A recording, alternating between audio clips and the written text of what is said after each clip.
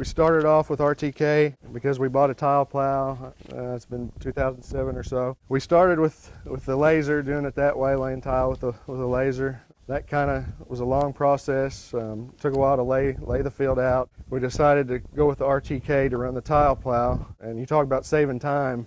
That saved a bunch of time for us. We started planting with SF2, and we decided we'd go to RTK just to kind of make everything the same, switching monitors and displays and stuff out of the tractors into the combines and everything. It just made things a little simpler. We used the RTK to come back and plant our beans and the corn stalks from the previous year. That's probably about maybe a 10% increase on population that way. Your units aren't bouncing over those corn stalks and those root wads.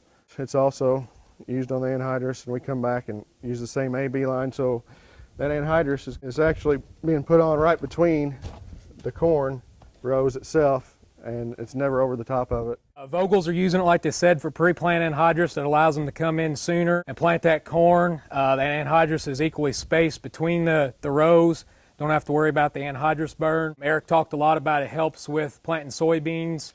You get a lot better emergence because that seed to soil contact with those soybeans. Using it for the tile plow, that helps a lot, speeding the tiling process up. Controlled trafficking is another use of RTK. There's not a whole lot of people that are using it right now, but as this equipment keeps getting bigger and heavier, I think that's something that guys that have RTK will utilize more and more. Another thing that there's a use for RTK is if you have a walking leg on your irrigator to cover your dry corners, you can control that walking leg also with RTK. So the Vogels here are using RTK for pretty much everything that can be used for except for the irrigator.